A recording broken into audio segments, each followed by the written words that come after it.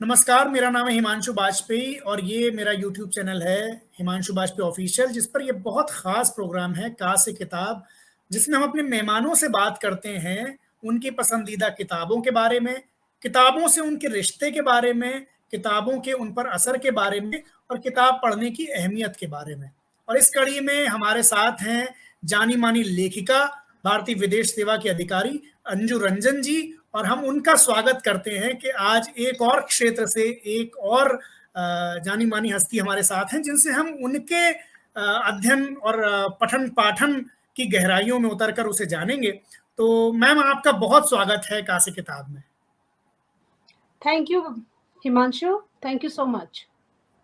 Ma'am, ये जो सबसे पहला सवाल आमतौर पर हम पूछते हैं अपने मेहमानों से, वो यही पूछते हैं कि हाल फिलहाल में पिछले दिनों आपने कौन सी किताबें पढ़ी या पढ़ रहे हैं, जो आप बता सकें हमारे दर्शकों को। वो किताब यहाँ डिस्प्लेड है। अभी हाल फिलहाल में नेल्सन मंडेला की लिखी हुई लॉन्ग वॉक टू फ्रीडम पढ़ रही हूँ। एंड ये उनकी ऑटोबायोग्राफी है और किस तरह से उन्होंने अपार्थाइड के संघर्ष को आगे बढ़ाया, क्या क्या मुसीबतों का सामना करना पड़ा और कहाँ से वो जन्मे, कैसे वो ईस्टर्न केप से जोहानिसबर्ग आए और उन्होंने इस आंदोलन को चलाया, किस प्रकार वो गांधी जी से प्रभावित थे। बहुत अच्छी किताब है, सबको पढ़ना चाहिए। ये किताब का नाम है लॉन्ग वॉक टू फ्रीडम। तो अभी मैं ये पढ़ने में लगी हुई हूँ। और मैं अपने दर्शकों को बता दूं कि मैम इस वक्त दक्षिण अफ्रीका में जोहानिसबर्ग में विदेश मंत्रालय की तरफ से पोस्टेड हैं। और तो वो जो अपने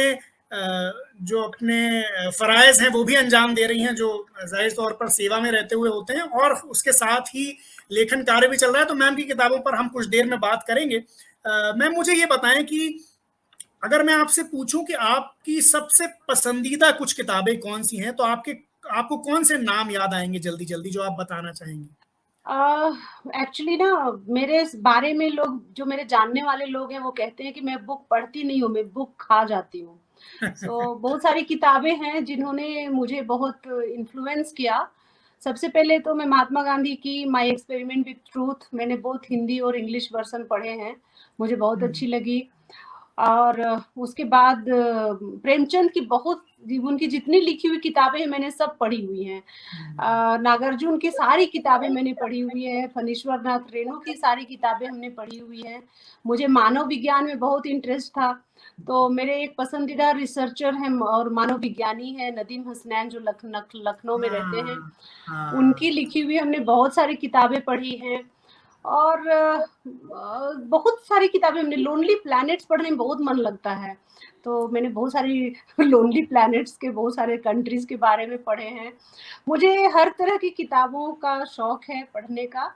और किताबों से जो नाता मेरा जुड़ा वो बचपन से ही जुड़ गया, क्योंकि उसमें आपको याद होगा कि 80 के दशक में तो टीवी वगैरह उतना लोगों के घर में होता नहीं था, तो किताबें ही एकमात्र मनोरंजन का साधन हुआ करती थी। हम लोग अमर चित्र कथा वगैरह पढ़ने के लिए बहुत लालायित रहते थे। हमारे घर में वो सब किताबें नहीं आती थी, तो मेरी एक सहेली थी जिनके पिताजी हमारे ब्लॉक में वीडियो थे, वो मेरी क्लासमेट थी, तो सही मायने में उसने मुझे किताबों की दुनिया से परिचय कराया। और तब मैंने उससे बोरो करके, उससे उधार लेके अमर चित्र कथाएं और जो फिल्म के डायलॉग लिखे हुए छोटे छोटे किताबें मिलते थे, वो हम सारा रट जाते थे। जैसे बहुत सारे फिल्म जो है वो हमने, लाल दुपट्टा मलमल का, ये मैंने कभी देखा नहीं, लेकिन मैं उसका एक एक सीन आपको बता सकती हूँ, क्योंकि मैंने उसका वो डायलॉग वाली बुक पढ़ी हुई है। ऐसे ही प्रहार नाम की जो एक फिल्म थी, वो मैंने कभी नहीं देखी थी, लेकिन मैंने वो किताब पढ़ी हुई है। सो बहुत सारी किताबें हैं जो मैंने पढ़ी। मेरी अपनी लाइब्रेरी है, उसमें मेरा कम से कम 5000 किताब है। बहुत सारी किताबें पढ़ी मैंने। तो मैम, ये बताएं कि ये जब पढ़ने लिखने में आपकी दिलचस्पी शुरू हुई, वो कौन सा दौर था? यानी बहुत बचपन से या कुछ बड़े होने के बाद, जैसे कि आपकी वो सहेली जो आपको किताबों की तरफ लेकर के आई, उस पहले दौर तो में? हम लोग कोई भी किताब पढ़ जाते थे, जैसे कोई भी चॉइस नहीं था कि कौन सी किताबें पढ़नी चाहिए, कौन सी छोड़ देनी चाहिए। तो मुझे एक किस्सा याद आ रहा है कि मैं सबसे बड़ी लड़की थी घर में, और मेरे बाद भाई बहन थे एंड ऑल। तो मैंने जी। मुझे गाँव के एक पंडित थे, उसने मुझे एक किताब दिया पढ़ने के लिए, उसका नाम था कोक शास्त्र। बाद में समझ में आया कि ये तो एडल्ट किताब है। मैं उसमें हाँ। 7वीं कक्षा या 8वीं कक्षा में पढ़ती थी, वो सारा किताब मैं पढ़ गई। और हुँ। किताब पढ़ने के बाद फिर मैंने मेरी माँ को बताया, मेरी माँ को दूध नहीं हो रहा था उस समय। हाँ। मैंने मेरी माँ को बताया कि मुझे ना कृत्रिम दूध बनाने की विधि आती है। तो बोले कैसे? तो हम लोग ऐसे करके और वो कृत्रिम दूध बना लेते हैं। तब उसने खूब मुझे मारा, थपड़ाया और उसके बाद फिर हुँ। बोला ये किताब कौन दिया तुझे? कहाँ से मिला ये किताब? तो उस समय पता नहीं था, तो सारी किताबें ये सब मैं पढ़ जाती थी। और एक हाँ। और गाँव में बहुत प्रचलित किताब है जो शहर के लोगों को नहीं पता है, उसका नाम है सोरठा बृजभार, कभी नाम सुना है? हाँ, नहीं, और नहीं। किताबें है तोता मैना की कहानी, ये सुना हाँ, होगा। वो तो हाँ, जो ओरल ट्रेडिशन की हाँ, जो कहानियाँ, जो किस्से तो हैं। ये हाँ। सब किताबें हम लोग गाँव में रहते हुए पढ़ा करते थे और ये सब किताबें वर्जित किताबें थी क्योंकि वो यू कैन से कि ये अश्लील साहित्य टाइप था ये जी, और जी। एडल्ट साहित्य टाइप था, तो हमारे लिए वर्जित थी, तो वो पढ़ने में और मज़ा आता था। पढ़ने के बाद धीरे-धीरे समझ में आया कि कुछ किताबें नहीं पढ़नी चाहिए और कुछ हाँ। किताबों को ज़रूर पढ़ना चाहिए। हमारे घर में रामायण बहुत पढ़ी जाती थी, वो भी एक पढ़ने का मेरे मन में एक नींव डाला क्योंकि हम रामायण रोज़ हमारे यहाँ पढ़ा जाता था और मेरे दादाजी रामायण पढ़ने का तरीका बहुत ही अजीब-सा था कि जहाँ भी वो जी। पन्ना खुला वहीं से पढ़ना है, तो वहीं से हम लोग रामायण पढ़ लिया करते थे। तो वो भी एक पढ़ने का सिलसिला शुरू हुआ और कृष्ण लीला की किताबें, सूरदास की किताबें, कबीरदास, ये सब पढ़ने का बहुत जी। मौका मिला क्योंकि मेरे चाचा जी थे वो हिंदी के प्रोफ़ेसर थे, तो हिंदी की किताबें बहुत हमारे घर में रखी रहती थी। और चाचा जी जितना नहीं पढ़ते थे उतना लगता है हम पढ़ जाते थे क्योंकि मुझे किताब पढ़ने का बहुत शौक था और मेरी बहुत कम सहेलियाँ हुआ करती थी, तो सब कुछ किताबों से ही के माध्यम से ही हमने सीखा। और फिर मैम, इन सब ये लोकप्रिय साहित्य जो था या जो ओरल ट्रेडिशन का साहित्य था, इससे फिर सीरियस रीडिंग की तरफ कैसे आना हुआ? क्योंकि ज़ाहिर से तौर पर आप, चूँकि जब आप भारतीय विदेश सेवा में आई होंगी तो बहुत सारी किताबें पढ़नी पड़ी होंगी और उससे पहले सीरियस राइटिंग की तरफ आप आ चुकी होंगी, इस मंजिल पे आने से पहले। तो वो सीरियस रीडिंग की तरफ कैसे बढ़ी आप? सबसे बड़ा जो अहम मोड़ था, वो था गाँव से शहर आना। एक्चुअली गाँव में हम लोग 10th तक गाँव में पढ़ाई करी, तो जब मैंने गाँव में मैं अपने स्कूल में फर्स्ट आ गई, हाई स्कूल में, तो जी। तब विचार हुआ कि इसको आगे पढ़ाया जाना चाहिए। उस समय तक यही विचार था कि अब 10th मैट्रिक पास करने के बाद शादी कर देनी चाहिए। लेकिन जब बहुत अच्छे मार्क्स आए तब सबने मेरे पिताजी को कन्विंस किया कि नहीं-नहीं ये लड़की बहुत तेज़ है, इसको आगे पढ़ाया जाना चाहिए। तब जब मैं हज़ारीबाग आई, वहाँ मैंने जी। देखा कि लोग क्या पढ़ते हैं और पढ़ने के का मतलब क्या मायने है, तब मुझे समझ में आया। मैं सेंट कोलंबस में जब पढ़ने गई, मुझे अंग्रेजी का कुछ भी नहीं आता था। तो तब मैंने सीरियस रीडिंग को अपनाया और तब मुझे मतलब इस तरफ इंक्लिनेशन बहुत अधिक हुआ। तो केमिस्ट्री वगैरह का मैं लाइब्रेरी के की मेंबर बन गई। हज़ारीबाग में एक रुक्मिणी भवन करके बहुत पुरानी लाइब्रेरी है अंग्रेज़ों के ज़माने की, मैं उसकी जी। मेंबर बनी, फिर कॉलेज लाइब्रेरी की मेंबर बनी। तो ये पढ़ने का मतलब अगर आप पढ़ना चाहें तो किताब मिलने का सिलसिला कहीं न कहीं से बन जाता है। मैं ये पूछ रहा था कि जब आप गाँव से हज़ारीबाग आईं, एक तो किस पढ़ाई के लिए आप आई थीं, 11वीं के लिए आई थीं, और दूसरा वो क्या माहौल था? जैसा कि आपने बताया कि आप हज़ारीबाग आने के बाद सीरियस रीडिंग की तरफ आईं, तो वहाँ क्या माहौल था जिसने आपको एक तरीके से मोटिवेट किया कि नहीं, अब हमको इस तरह से पढ़ना है?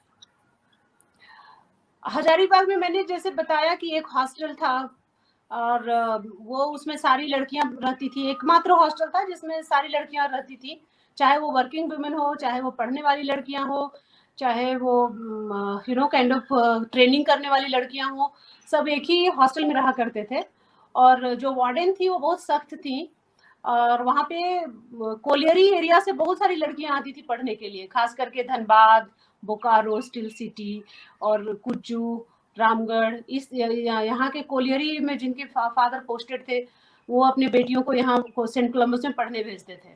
तो हॉस्टल में वो लड़कियाँ रह के पढ़ती थी। तो उनका पढ़ाई का स्तर ऑब्वियसली हम लोग से बहुत बढ़िया था। तो ये धीरे-धीरे ग्रुप बना और उन्होंने मोटिवेट किया। फिर जब हम कॉलेज में गए तो वहाँ पर लोगों ने देखा कि लोग कितना सीरियसली पढ़ाई कर रहे हैं। हम तो अब तक कुछ पढ़ाई नहीं कर रहे थे, जैसा मैंने बताया कि जैसे गाँव में कुछ भी ऐसे-वैसे पढ़ के ही पास कर रहे थे। तो जब मैंने वहाँ देखा कि लोग काफ़ी सीरियसली पढ़ाई कर रहे हैं, तो तब मैंने भी वो सब किताबें खरीदी और पढ़ना शुरू किया।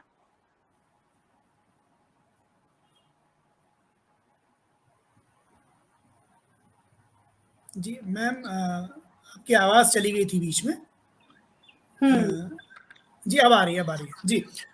जी, जी, बोलिए, मैम बोलिए। जी, वही सबके साथ फिर बैठ के फिर पढ़ने का एक डिसीजन हुआ कि नहीं हम लोग को पढ़ना चाहिए। हमारे यहाँ 6 से 9 बजे रात तक स्टडी आवर हुआ करता था, बिल्कुल जैसे क्रिश्चियन हॉस्टल में होता है उस तरह का। जी, तो आप उस समय आपको जी, पढ़ना ही पढ़ना है। तब वो एक पढ़ने का एक नियम बना कि नहीं इतना पढ़ना ही है हमें। फिर कॉलेज में प्रोफेसर सब बहुत अच्छे थे। सेंट कोलंबस उस समय बहुत बढ़िया कॉलेज माना जाता था जी, और बड़ी मुश्किल से एडमिशन मिलता था लोगों को। तो जब वहाँ प्रोफेसर वगैरह थे तो वो तब मुझे पढ़ के लगा कि ऐसे पढ़ाई करनी चाहिए, ये पढ़ाई करेक्ट पढ़ाई है। जो अब तक मैं कर रही थी वो सब भूल के अब मुझे अच्छी तरह से पढ़ाई करनी है। और जो कॉलेज में आपकी सहेलियाँ बनती हैं, आपके जो दोस्त बनते हैं, जिस तरह के आप होते हैं आपको वैसे फ्रेंड्स मिलते हैं एक्चुअली। तो जी, उन लोग ने अधिक ये किया, मुझे सामग्री उपलब्ध कराई कि ऐसे-ऐसे पढ़ो, ये करो, वो करो। तो जब मैं यूपीएससी लिखने लगी उस समय भी बड़ा डायलेमा था। मैं हजारीबाग में पढ़ ही रही थी तब मैंने यूपीएससी लिखा। तो बहुत डायलेमा कि मैं क्या सब्जेक्ट ले लूँ, कैसे यूपीएससी देना है इस तरह से। तो जी, मैं केमिस्ट्री में तब मैं एमएससी कर रही थी, जब मैंने अच्छा, पहली बार लिखा तो। तो सबने कहा कि अरे तुम्हें सोचना क्या है, तुम्हारी तो केमिस्ट्री बहुत अच्छी है। बाय द वे मैंने ग्रेजुएशन में टॉप किया था वहाँ पर। तो सबने कहा अरे! तुम्हारा तो ऑप्शनल केमिस्ट्री ही होना चाहिए। हमने हाँ ठीक है केमिस्ट्री ले लेते हैं। हम बहुत ज़्यादा सोचते थे नहीं, अभी तक हम बहुत ज़्यादा सोचते हैं नहीं, बहुत सीरियसली नहीं लेते कुछ भी चीज़ को। अच्छा, आई टूक केमिस्ट्री। केमिस्ट्री लेके फिर मैं अपने सर से मिलने गई। मैंने कहा सर मैंने केमिस्ट्री ले लिया। बोले बहुत गलत किया।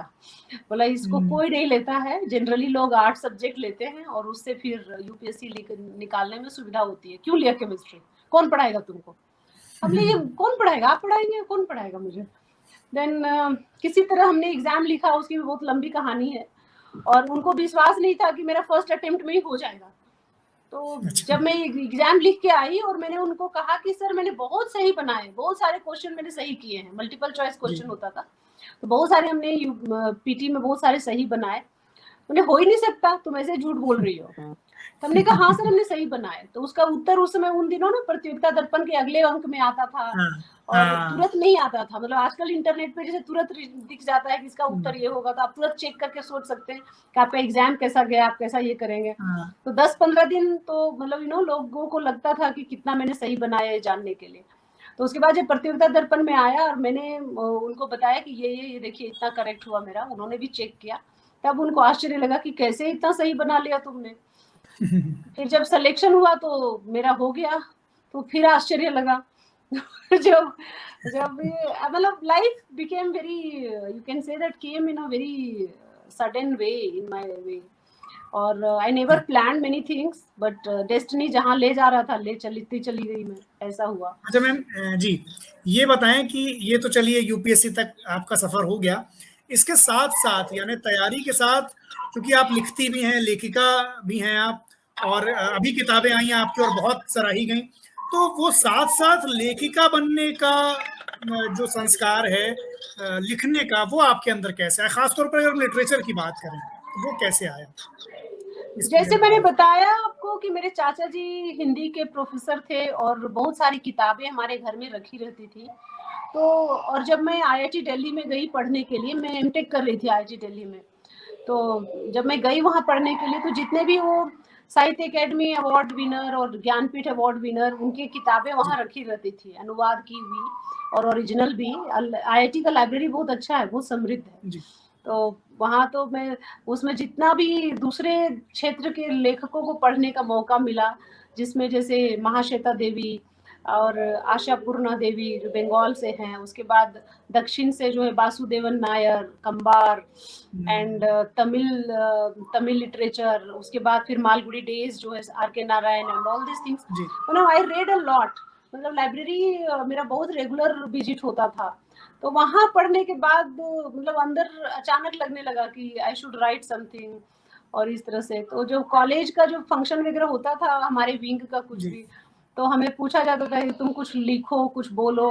तो एक बार हमने वाटर क्राइसिस पर ऐसे ही एक आर्टिकल लिखा था कि water water everywhere not a drop to drink, ऐसे करके शुरू करके एक अच्छा आर्टिकल लिखा था।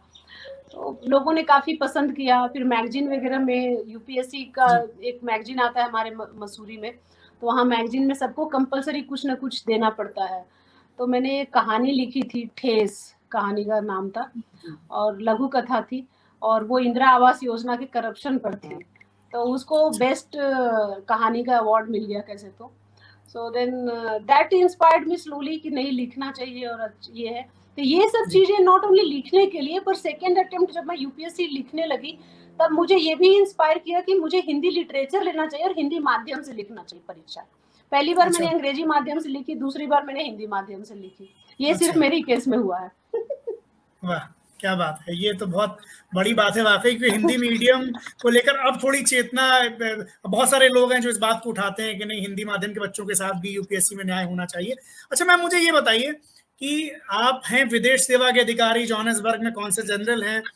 आपकी किताब जो मैंने देखी, कागज की कश्ती, उसमें तमाम संस्मरण, बार बार आप लौट कर गांव की तरफ जाती हैं, जबकि विदेश सेवा में रहते हो तो आप तमाम देशों में रही होंगी और तमाम आपने पूरी दुनिया को एक, जिसे हम कहते हैं विदेश को देखना, उस तरह से देखा है। लेकिन ये क्या वजह है कि आप बार बार गांव की तरफ लौट कर जाती हैं अपने लेखन में? आई थिंक हम लोग कितना भी बाहर चले जाएं, देयर इज अ सेइंग कि आप किसी को भारत से तो निकाल सकते हैं, लेकिन उसके अंदर से भारत को नहीं निकाल सकते। तो वही हाल है, जो इंडिया मेरे अंदर बसता है वो मेरा गांव ही है, जहाँ हम बड़े हुए, जहाँ मैंने शैतानियां की, शरारतें की, जहाँ वही बोले ना, जहाँ मैंने ये सब अश्लील साहित्य पढ़ा, और जहाँ साहित्य चेतना का विकास हुआ बहुत गलत तरीके से। पर ये गांव ही है जिसने मुझे इतना सब कुछ दिया, आई मस्ट से। और आज मैं जो भी हूँ वो सिर्फ मेरे गांव के जड़ों में मौजूद है। और यही कारण है कि मैं यहाँ रहने पर भी मैं गांव को बहुत याद करती हूँ, बहुत मिस करती हूँ। और वही बार बार लिखने में आता है कि आप कुछ आयास नहीं लिख सकते, बहुत प्रयास करके आप नहीं लिख सकते कि आप गांव के बारे में लिखिए, आप शहर के बारे में लिखिए, उस तरह जी। का आपने। मुझे लगता है कि मैं पेशेवर लेखिका तो हूँ नहीं, मैं तो ऐसे शौकिया, यू कैन से कि शौकिया लेखिका हूँ, उस टाइप का। तो जब मैं लिखती हूँ तो मुझे जो लिखने का मन करता है मैं वही लिखती हूँ, मैं बहुत सोच के नहीं लिखती। जैसे मैंने जी। पूरी जिंदगी कभी कुछ ज्यादा लाइफ के बारे में सोचा नहीं, लेकिन तो जो गांव होता आपकी चला चिंता गया के वो होता केंद्र में चला है। गया। गांव जो है वो आपकी चिंता के केंद्र में है। जो आपकी कम से कम 2 किताबें, आप पहले तो उन किताबों के बारे में कुछ बता दीजिए कि कैसे ये ख्याल आया कि नहीं, किताब के तौर पर चीजें आनी चाहिए। दूसरा, बार बार मैं ये सवाल आपसे इसलिए पूछ रहा हूँ क्योंकि बहुत मजबूती से गांव आपकी चिंता के केंद्र में दिखता है, और वहां पर आप एक पूरे तौर पर एक लेखिका नजर आती हैं। वो जो आपकी एक आइडेंटिटी है कि आप एक वरिष्ठ विदेश सेवा के अधिकारी हैं, वो कहीं पीछे चली जाती है, या उसका एक अनुभव भी कहीं उसमें आता होगा। तो मैं उस, का जो था वो गांव के बारे में लिखने का ख्याल मैं लिख तो बहुत दिन से रही थी। जैसे मैंने बताया कि मैं हॉस्टल में थी तब से लिख रही थी, और लिख रही थी, लेकिन वो छप नहीं रहा था इस तरह का।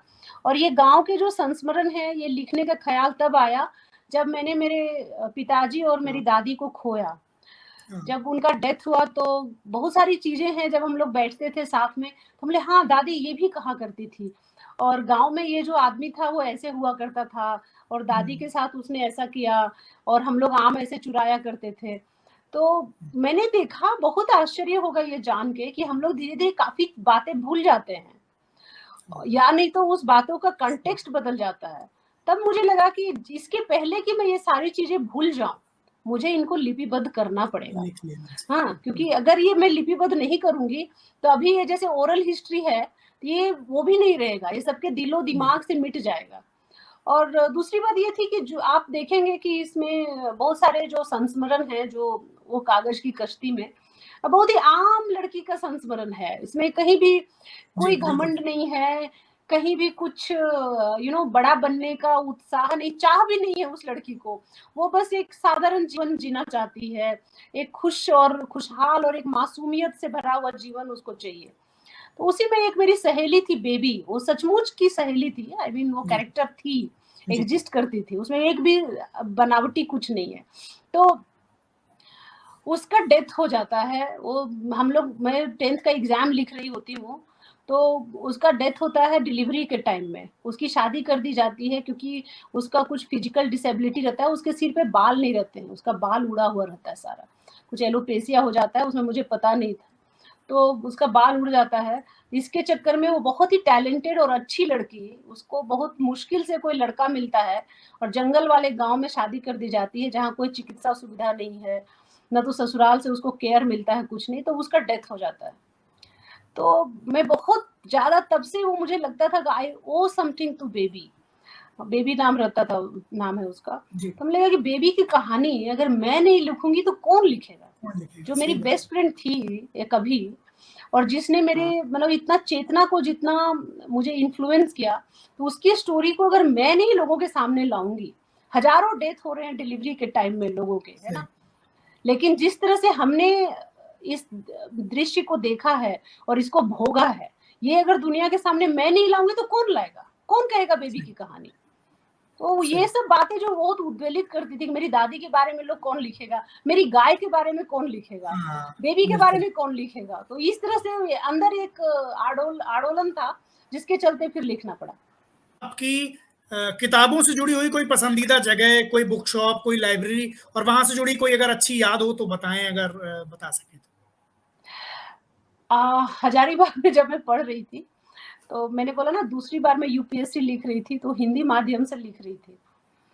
पहली ठीक। बार मैंने अंग्रेजी माध्यम से लिखा था, तो सबने कहा कि हिंदी माध्यम से अधिकतम जो सामग्री है वो हजारीबाग की लाइब्रेरी में उपलब्ध होगी करके। अच्छा ठीक है, तो मैं वहाँ गई, तो वो हमें किताब सब्सक्राइब तो कर देते थे लेकिन बाहर ले जाने के लिए नहीं देते थे क्योंकि एक ही कॉपी था, और मेरा सब्जेक्ट था हिंदी साहित्य और एंथ्रोपोलॉजी। दूसरी बार, पहली बार मेरा सब्जेक्ट था केमिस्ट्री और बॉटनी, तो दूसरी बार हमने इसको छोड़ के हिंदी साहित्य लेने का अचानक कीड़ा काटा मुझे, हमने कहा हिंदी साहित्य लेंगे, तो हिंदी साहित्य का शर्त ये कि आप हिंदी में लिखिएगा, तो जी, सारा फिर परीक्षा मुझे हिंदी में लिखना पड़ा, जनरल नॉलेज भी और जी, ऐसे और ये सब सब, तो बहुत डिफिकल्ट था। पहले जब मैं 10वीं के बाद हिंदी से अंग्रेजी में चेंज किया तब फिर एक डिफिकल्ट था, फिर जब मैंने एमटेक के बाद जब मैंने अंग्रेजी से हिंदी में बदला सब कुछ, हाँ, फिर तो एक बहुत अच्छा। डिफिकल्टीज आई। तो खैर एनीवे, तो जब मैं रुक्मिणी भवन में जाती थी तो किताबें देते नहीं थे, तो हम जी, क्या करें, तो मैंने बहुत गलत किया, मैं एडमिट करती हूँ। तो मैंने वो किताबें बाहर ले जाने की कोशिश की लेकिन हम लोग पकड़े गए कि हमारे बैग से उसने निकाल लिया, बोला कि अरे तुम तो, ये बहुत बड़ा महंगा दस्तावेज, वो शायद गजेटियर था, झारखंड था, उसमें सारे ट्राइबल्स के बारे में लिखा हुआ था, बोले गजेटियर ले जा रही हो बाहर, एकदम नहीं ले जाने देंगे। हमने ठीक है, फिर रोते रुआसा मुंह बना के हम बैठ गए। फिर अगले दिन जब उसने मुझे नहीं देखा और वो लाइब्रेरियन कहीं गया हुआ था, हमने जो गजेटियर के इंपॉर्टेंट पन्ने थे वो फाड़ लिए, और फाड़ के बाहर जाके मैंने फोटो कॉपी कराए और उस पन्ने को दोबारा वहां गोंद से चिपका दिया, और मुझे लगता है उसको पता भी नहीं चला होगा, पर ये मुझे हमेशा लगता है कि मैंने ये लाइब्रेरी को इतना डैमेज किया वहां, आई थिंक। हाँ, ये तो ये आपको कम। बहुत ही, ये और ये मेरी पसंदीदा जगह हुआ करती थी जहाँ मैं बैठ के मुझे बहुत अच्छा लगता था पढ़ने में। एक और जगह थी पटना में, गांधी लाइब्रेरी है, सेंट जेवियर्स जी, स्कूल के बगल में, तो वहां जब मैं हिंदी लिटरेचर ले लिया, सबने बहुत चढ़ा दिया दिमाग कि हिंदी लिटरेचर तुम तो इतना अच्छा लिखती हो, तुम ले लो। अब ले लिया और उसके बाद मुझे कुछ ना समझ कि क्या लिखे, तो हम फिर जी, बलराम तिवारी के शरण में गए, वो हिंदी की कोचिंग कराते थे, तो जी, बोले कि आपका तो बहुत लॉस हो गया क्योंकि हमारा कोर्स तो बहुत आगे बढ़ गया है, हमने सर आप पूरा फीस ले लीजिए लेकिन हमको अलाउ कर दीजिए पढ़ने के लिए। सो देन उन्होंने ले लिया मुझसे पैसे, बोला अच्छा ठीक है आप पढ़िए जब। तो मैं दोनों बार में एडमिशन ले लिया, सुबह में भी और शाम में भी। तो बीच का जो हाँ, टाइम है 3 घंटा मिलता था, हमने 3 घंटा के लिए क्या घर जाए, यहीं कहीं बैठ जाते हैं। तब गांधी लाइब्रेरी के पास पहले जा करके गेट के अंदर घुस गए, किसी तरह गेट फलांग के घुस जी, गए और वहां बैठ के, बेंच था एक, वहां बैठे रहे। फिर वो लाइब्रेरियन आया, खोला, बोला कैसे घुसी तुम, तो हम ऐसे गेट फलांग के आ गए, लेकिन हम यहाँ रोज पढ़ना चाहेंगे। तो बिल्कुल जैसे मुन्ना भाई में दिखाया है ना, MBBS में, ये लगे रहो मुन्ना भाई में, कि कोई आता नहीं लाइब्रेरी में, तो गांधी लाइब्रेरी में भी कोई नहीं आता था पटना में। तब उसने कहा ठीक है बेटा तुम यहाँ पढ़ा करो। तब मैं वहाँ पढ़ने लगी। तो ये दो लाइब्रेरी बहुत मेरे लिए बहुत महत्वपूर्ण स्थान रखते हैं। एक पटना लाइब्रेरी, पटना का गांधी लाइब्रेरी, और एक रुक्मिणी भवन हजारीबाग में। इन दोनों जगह में बैठ के हमने बहुत पढ़ा है और क्या बहुत बात है। शरारतें अच्छा भी की मैम, हैं। जी, जी। अच्छा, ये एक तरह से आखिरी सवाल है कि जो लोग नहीं पढ़ते हैं, जो जिनका किताबों से रिश्ता नहीं बना है, जो पढ़ने की महिमा नहीं जानते, उन्हें क्यों पढ़ना चाहिए, या पढ़ने का महात्म क्या है अगर मैं आपसे पूछूं तो? देखिए, पढ़ने का महत्व है मेरे ख्याल से कि आप पढ़ते हैं तो एक अपनी पिक्चर बनाते हैं, और वो पिक्चर जो है ना आपके अंदर कल्पना शक्ति का विकास करता है। जो लोग नहीं पढ़ते हैं वो सिर्फ विजुअल इस पे जाते हैं। आप देखते हैं जो लोग नहीं पढ़ते होंगे वो टीवी अधिक देखना पसंद करते हैं, वो मोबाइल में लगे रहते हैं, वो सिनेमा देखते हैं। तो उनको उतना ही ज्ञान होता है जो कि सोशल मीडिया और सिनेमा उनको दिखाता है। जब आप पढ़ते हैं तो आप अपने अपने आप उस किताब से रूबरू होते हैं, उस कैरेक्टर से रूबरू होते हैं, और आप उस जगह के बारे में अपनी एक इमेज बनाते हैं। मैं आपको एक उदाहरण देना चाहूंगी कि जब हम जी, पढ़ते थे शेक्सपियर को, शेक्सपियर भी मैंने बहुत पढ़ा है बाय द वे। तो शेक्सपियर पढ़ने से मेरा एक ही तमन्ना था कि किसी तरह मेरी जी, पोस्टिंग लंदन या स्कॉटलैंड में हो जाए, वहां हम शेक्सपियर के सारे प्ले देख लें। क्या तो बात जब मेरी पोस्टिंग हुई स्कॉटलैंड, तब मुझे याद आया, अरे यार जब मैं पढ़ती थी mid mid summer night's dream, वो ऐसे ही था। जब मैं मैकबेथ पढ़ती थी और जो मैं वहां पर कालोडोर कासल गई देखने के लिए, हमने ये ऐसा ही था। जो मैंने सोचा था, जो मैं बुक में पढ़ के जैसा मैंने सोचा था, ये कासल ऐसा ही था करके। और वैसे जब मैं रॉबर्ट बर्न्स पढ़ रही थी, तो हमने कहा जब ये जी, एलॉय का जो ब्रीज था, जहां उसको भूतनी पकड़ती है और उसका घोड़ा का पूंछ खींच लेती है। रॉबर्ट बर्न्स एक कवि हैं जी, जिसका जी, जी, बिल्कुल, जो बिल्कुल। भूत पे बहुत लिखे हैं, टॉम एंड सैंटर। इसका अनुवाद अभी आ रहा है साहित्य अकेडमी से, मैंने किया है। तो वो अच्छा, घोड़ा पर बैठ के आते हैं, और उसको भूत मिल जाता है वहां पे रास्ते में। तो भूतनी जी, जो है वो कैसे, मैंने 18वीं शताब्दी का कवि है। भूतनी उसको पकड़ने की कोशिश करती है, तो घोड़ा का पूंछ उसके हाथ में आता है। तो घोड़ा जो मेरी रहती है, घोड़ी रहती है, तो वो उसका पूंछ भूतनी के हाथ में चला जाता है, बिना पूंछ के घोड़ा वापस आता है, समझ लगा। तो जब मैं एलो के ब्रिज पे गई, तब मैंने वहां देखा, हमने यार इसी तरह का वुड्स का मैंने कल्पना किया था, यही जंगल था जब मैंने पढ़ा था। तो इसलिए पढ़ना इसलिए जरूरी है कि आपका अपना कल्पना जो है ना हमेशा मैच करेगा, देखिएगा।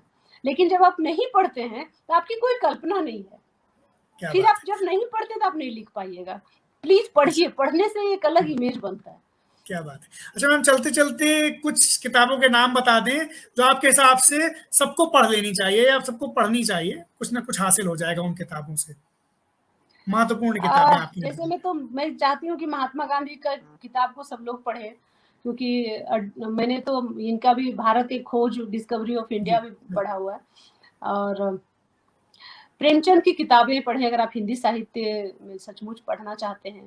आप तो खैर किस्सा गोई खुद ही हैं, उनके जैसा जी, किस्सा कहने वाला तो मतलब अभी तक बिल्कुल, कोई हुआ नहीं। तो बिल्कुल। प्रेमचंद को बहुत पढ़ना चाहिए। अगर आप बिहार से हैं तो फणीश्वर नाथ रेणु, नागार्जुन, इन लोग को जरूर पढ़ना चाहिए। और जो नारीवादी अगर हैं, मतलब जो लड़कियां जी, देख रही हैं, तो आप औरतों का मतलब जो स्वरूप जिन्होंने विकसित किया है, तो बहुत सारी जो नारीवादी लेखिकाएं हैं वो मुझे बहुत पसंद है। जैसे मैत्री पुष्पा, उनको पढ़िए, तो आपको एक क्षेत्र विशेष की संस्कृति और बिल्कुल, उसमें औरत का बिल्कुल। क्या अस्तित्व है समझ में आएगा। चित्रा मुग्दल हैं, उषा प्रियंवदा हैं, कृष्णा सोबती हैं। तो ये सब हमारी प्रिय लेखक लेखिकाएं हैं। बंगाल को अगर आप जानना चाहते हैं तो महाश्वेता देवी को पढ़िए, जी, आशापूर्णा देवी को पढ़िए, रविंद्रनाथ टैगोर को पढ़िए। तो इन सब किताबों को, मतलब इन सब लेखकों को पढ़ने से फिर आपको समझ में आएगा कि भारत क्या चीज है। आप जो यहाँ कॉर्नर में बैठ के और मोबाइल में मैसेज देखते हैं, तब आपको लगता है भारत यही है। ये नहीं है भारत। भारत बहुत बड़ा है। दक्षिण का अगर आप संगम लिटरेचर पढ़ेंगे, उसका अनुवाद ही पढ़ के देखिए, आपको एक अलग दुनिया दिखेगी। द्रविडियन लिटरेचर देखिए कितनी अच्छी है। आंध्र प्रदेश में जैसे आपने बाहुबली पिक्चर देखी, इतनी हिट हो गई, लेकिन किसी को नहीं पता कि कंबार का साहित्य जो है वो मैंने ऑलरेडी पहले ही इसको लिख चुका था, इस तरह का। तमिलनाडु में अगर आप जाएंगे तो वहां पर देखिए कि मालगुडी डेज जो लिखा है उन्होंने, आर के नारायण ने, तो कितनी कितनी अच्छी किताबें हैं वो, स्वामी एंड फ्रेंड्स, मालगुडी डेज और गाइड, जिसमें पिक्चर बनी है। आप ये जी, पढ़ बिल्कुल। के देखिए, तब आपको गाइड लगेगा कितना खराब वो फ़िल्म बनाई है गाइड। अगर आप हाँ। वो किताब पढ़िएगा, तब समझ में आएगी। बहुत सारी किताबें हैं, पर ये किताबें तो हर किसी को, हर भारतीय को पढ़नी चाहिए। अब क्या विदेशी लेखकों में मैं अभी तो पढ़ ही रही हूँ, लॉन्ग वॉक टू फ्रीडम, उसके बाद गोर्की को पढ़ा है मैंने, गोर्की के नॉवेल्स पढ़े हैं। उसके बाद हाँ, चेखव को बहुत पसंद करती हूँ, वाल्ज़ाक पढ़ा हुआ है मैंने। और भी बहुत सारे लेखक हैं, मिल्टन वगैरह को, बायरन, मिल्टन, और इस तरह जो वर्ड्सवर्थ वगैरह जो था उसका डैफोडिल्स वगैरह, ये सब पढ़ा है। तो ये हाँ, सब पढ़ें, बहुत अच्छा लगेगा, मज़ा आएगा लाइफ में। क्या बात है, मज़ा क्या बात लेने के लिए पढ़ें, बहुत सीखने के लिए ना पढ़ें। मैं हमेशा यही करती हूँ। सीख तो अपने है। आप जाइएगा। बिल्कुल। जब आप पढ़ते रहते हैं लगातार तो आपको पता भी नहीं चलता, लेकिन आपके अंदर बहुत सारी चीज़ें बदलना शुरू हो जाती हैं, ऐसा मुझे हाँ, लगता वो है। आपको नहीं समझ में आता कि आप क्या कर रहे हैं। अभी जैसे मैं लॉन्ग वॉक टू फ्रीडम पढ़ रही हूँ, तब मैं आई कैन विजुअलाइज़ कि भई कितना कठिनाई से इन्होंने फ्रीडम हासिल की। और अगर लोग इस किताब को नहीं पढ़ेंगे तो समझ में ही नहीं आएगा कि मतलब दक्षिण अफ्रीका में जो संघर्ष का ये था, वो नेल्सन मंडेला के लिए कितना डिफिकल्ट रहा होगा। कितना मुश्किल था। बहुत, तो बहुत पर्सनल लेवल पे कितना लॉस हुआ इनका, कितना क्या-क्या चीज़ इन्होंने खोया, तो वो समझ में नहीं आएगा लोगों को। अच्छा मैम, ये एक सवाल जाते-जाते ये कि आप दक्षिण अफ्रीका में हैं, जोहानिसबर्ग में हैं। महात्मा गांधी की किस तरह की उपस्थिति है वहाँ के जनमानस में या वहाँ के लोगों में या समाज में? अगर बता सकें तो। गांधी जी यहाँ बहुत पॉपुलर हैं। मडीबा की किताब में, जो नेल्सन मंडेला की किताब में पढ़ रही हूँ, उन्होंने भी गांधी जी का ज़िक्र किया है और उन्होंने यही कहा है कि जहाँ तक संभव हो, हम ना नॉन वायलेंस तरीके से फ्रीडम पाने की कोशिश करेंगे। जहाँ एकदम ही ये हो जाए, जैसे भगत सिंह ने कहा कि बहरों को सुनाने के लिए बम फेंकेंगे, तब हम वो नॉन ये वायलेंट मीन्स अपनाएँगे करके। तो इन्होंने गांधी को बहुत एप्रिशिएट किया है और इन्होंने ये कहा कि जब साउथ अफ्रीका में कोई भी पॉलिटिकल ऑर्गेनाइजेशन नहीं था, तब महात्मा गांधी ने यहाँ पर नटाल इंडियन कांग्रेस की स्थापना की थी। बाद में नटाल इंडियन कांग्रेस को अफ्रीकन नेशनल कांग्रेस के साथ मर्ज किया गया। ठीक है? तो जी, मैंने पहला जो शुरुआत यहाँ पॉलिटिकल यू कैन से अवेयरनेस का या रेनेसां का गांधी जी ने ही शुरू किया दक्षिण अफ्रीका में। तो उस हिसाब से वो गांधी जी जो है, न सिर्फ भारत के पर साउथ अफ्रीका के भी पॉलिटिकल गुरु कह सकते हैं। बहुत इज्जत है उनकी। और 10 जगहों में अभी भी वहाँ पे वो टूरिस्टिक इम्पोर्टेंस की जगह हैं। अभी हम एक टूर लेके गए थे, वो इसी के लिए आपके टॉक के लिए मैं हाँ नहीं कर पाई। तो इसमें 75 साल इंडिया अपने इंडिपेंडेंस का मना रहा है। जी, तो जी, हमने 75 लोगों को, 75 who is who, black community, white community, Indian, सबको लेके जी, मैं टॉल्स्टॉय से फिनिक्स यात्रा का नाम दिया। जी, जी, जी, तो जी, जब वो जी। जोहानिसबर्ग में थे तो टॉल्स्टॉय फार्म शुरू किया, उसके हाँ, बाद वो फ़ोन दिया। फिनिक्स गए। तो यहाँ पर हमने 10 जगहों को छुआ, जहाँ गांधी जी कहीं न किसी न रूप से वहाँ रहे हैं, वहाँ के जीवन को इन्फ्लुएंस किया है। इसमें पीटरमारिट्ज़बर्ग का वो स्टेशन भी है जहाँ हाँ, गांधी जी को जहाँ से फेंक उन्हें दिया ट्रेन गया से था। निकाला। जी, जी, जहाँ ट्रेन से उनको फेंक दिया गया था, वहाँ भी नेल्सन मंडेला जी ने बहुत अच्छा भाषण दिया, उनकी मूर्ति को इनॉग्रेट किया, इस तरह से।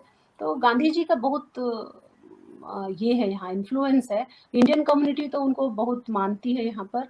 अभी मैं, जो मैंने कहा कि लेट हो जाऊँगी, तो अभी मैं एक शमशान घाट देखने गई थी।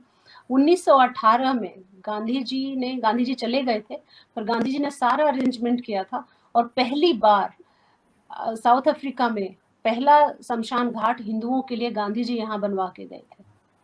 तो वो क्या भी बात एक बहुत, हाँ, बहुत बड़ा कंट्रीब्यूशन है। बहुत चीज़ किया उन्होंने यहाँ पे लोगों के लिए, जी, वेजिटेरियन रेस्टोरेंट खुलवाया, इन्होंने शमशान घाट बनवाए और बहुत सारा चीज़ किया, स्कूल खोले, जी, महिलाओं के लिए, एजुकेशन के लिए काम किया। गांधी जी ने बहुत काम किया, उनका बहुत इन्फ्लुएंस है यहाँ। मैं बहुत भाग्यशाली मानती हूँ अपने आप को और मैं सोचती हूँ भगवान का ही कृपा है कि मैं दक्षिण अफ्रीका में पोस्टेड हूँ और टॉल्स्टॉय फार्म और इन सब जगहों पे मैं रेगुलर विजिट कर पाती हूँ। ये भी भगवान की ही कृपा है।